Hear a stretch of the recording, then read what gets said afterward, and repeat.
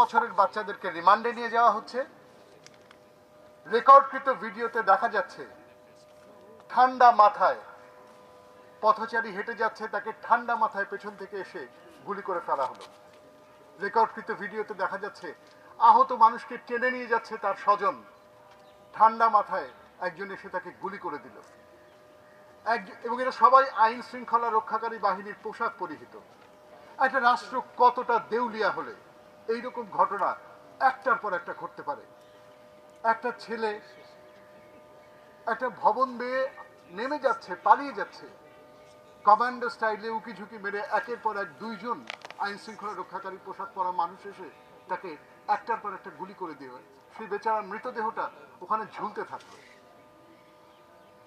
এই এত কিছুর পরে আমরা যেটা দেখছি, এই এত কিছুর পরে এটাকে হত্যাকাণ্ড না বলে আমরা কি বলবো? বিশ্ববিদ্যালয় শিক্ষক নেটওয়ার্ক জুলাই হত্যাকাণ্ডকে জুলাই হত্যাকাণ্ড নামে ডাকবার আহ্বান জানায়। আপনাদেরকে আমরা বলি, এই দেশে কোনো আইন নাই, কোনো বিচার নাই, কোনো গণতন্ত্র নাই। একটা রাষ্ট্র কত দেউলিয়া হলে একটা রাষ্ট্রের পোষা এজেন্সিকে লোকে ডাকে ভাতের হোটেল নামে। আর সেইখানে আমরা হাসছি কিন্তু চিন্তা করেন কি প্রহসন। সেইখানে রাতের অন্ধকারে মানুষজনকে তুলে নিয়ে যাওয়া হয়, তাদের খোঁজ করতে যায় যখন পরিজনেরা, তাদের খোঁজ করতে যায় যখন বন্ধুরা, স্বজনেরা, শিক্ষকেরা, তাদেরকে ঢুকতে দেওয়া হয় না, কোনো খবর দেওয়া হয় না, পথ আটকে রাখা হয়, রাতের অন্ধকারে তাদেরকে টর্চার করা হয়। আমরা নাহিদ ইসলামের শরীরের ছবি দেখি নাই? সরকার দেখাতে চেয়েছে ভাতের হোটেলের ছবি, সরকার দেখাতে চেয়েছে নাহিদ ইসলাম বিবৃতি পড়ছে যে আন্দোলন তুলে নেওয়া হলো, আর আমরা তো দেখেছি যে নাহিদ ইসলামের হাতে পায়ে সারা শরীরে কি পরিমাণ জখম। বন্ধুরা, সরকার ভুল পথে নয়, মিথ্যাচারের পথে হাঁটছে। খামেরা তো দাগ হয় কিভাবে? এই যে ভাবি, দাগও যাবে রাগও যাবে, নিন চাকা সুপার হোয়াইট।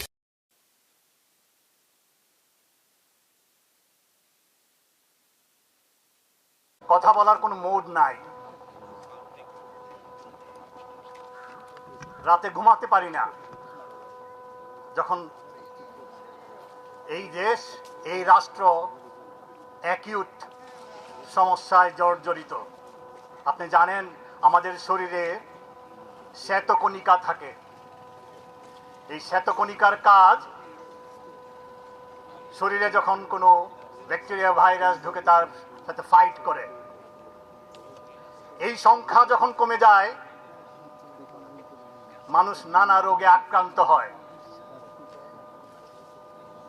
এখানে যারা আজকে উপস্থিত, তারা প্রত্যেকে রাষ্ট্রের শ্বেতকণিকা। আমি আপনাদের সবাইকে ধন্যবাদ জানাই। এত ভয় ভীতি পেরিয়ে বাংলাদেশের শতাধিক বিশ্ববিদ্যালয়, শুধু ঢাকা বিশ্ববিদ্যালয়ে মোর দেন 1400 শিক্ষক আছেন, কিন্তু আমাদের ছাত্ররা আজ নিপীড়নের শিকার। তাদেরকে ব্লক রেড দিয়ে ধরে ধরে নিয়ে যাচ্ছে। আমি গত রাত্রে ভাবতেছিলাম, আমারও দুইটা কন্যা আছে, তারাও এদের একটা অংশ হইতে পারত।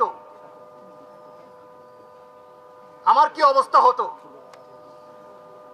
আমরা জেনেও যদি এই প্রতিবাদ না করি, এটা অন্যায়। কিন্তু আমি বাংলাদেশের যতগুলো টেলিভিশন চ্যানেল দেখি, আমি মনে হয় একটা অন্য গ্রহে আছি। আমি শুধু একটা ন্যারেটিভই দেখি, সম্পদ নষ্ট হচ্ছে। সম্পদ কি? সম্পদ হলো মানুষ।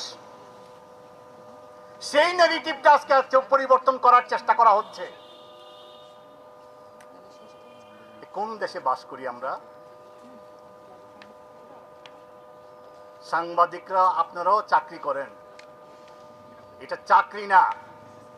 সাংবাদিকতা কোনো চাকরি না, শিক্ষকতা কোনো চাকরি না। দায়িত্ব ইনভলভ আছে এখানে।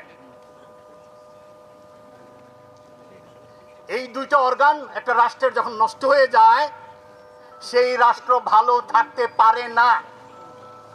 তার উদাহরণ আজকের বাংলাদেশ।